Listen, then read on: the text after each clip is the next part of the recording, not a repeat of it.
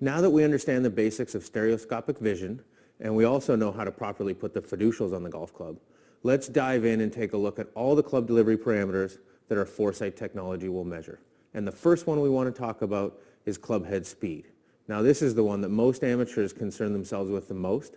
And as you can see behind me, that last shot that I took had a club head speed of 92.3 miles per hour. But in order to fully understand it, we need to know how that measurement is taken, what point on the club face is it taken from, and at what moment in time is it taken at. So let's take a look at this animation to get a little bit deeper understanding.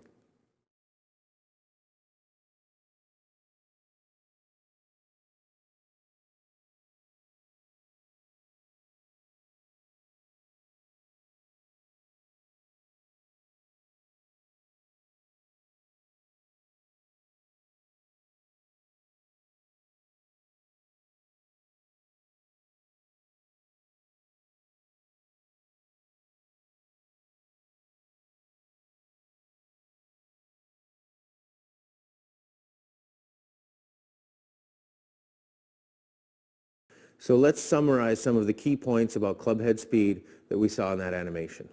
Now, the first one is we need to remember that club head speed is measured from the center point between the heel and toe fiducials.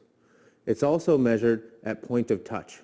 That's that last instantaneous moment prior to the club head colliding with the ball. Now, the reason we do it that way is because as soon as the collision happens, the club decelerates significantly.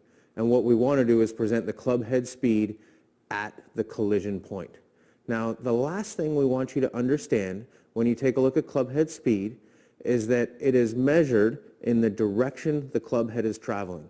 So again, if we take a look at that last golf swing I made, we see 92.3 miles an hour. That means that club was going 92.3 miles an hour, approximately 5 degrees from the inside out and approximately 2 degrees down.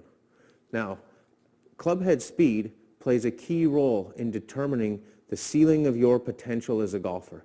But there's so many other things that go into creating repeatable, quality golf shots. So let's go start to talk about some more club delivery parameters now.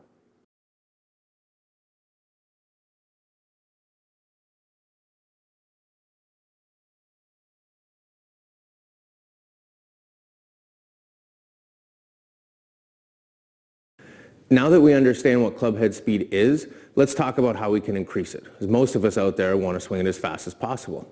Here's a couple simple ideas that you can test using your foresight technology. The first one is I always like to let players try having their hands a little bit higher at the top of the backswing. As their hands get more over the midline of their body and they're not quite so deep back behind themselves, it requires less strength to maximize the rotational velocity.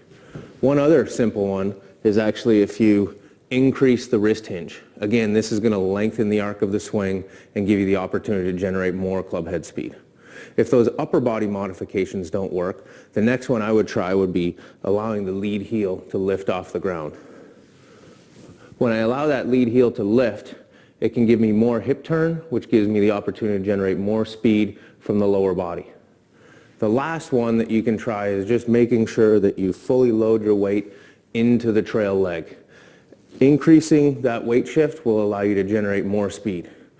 All of those are ones that you're going to see prevalent on the World Long Drive Tour and in some of the longest hitters on the PGA Tour.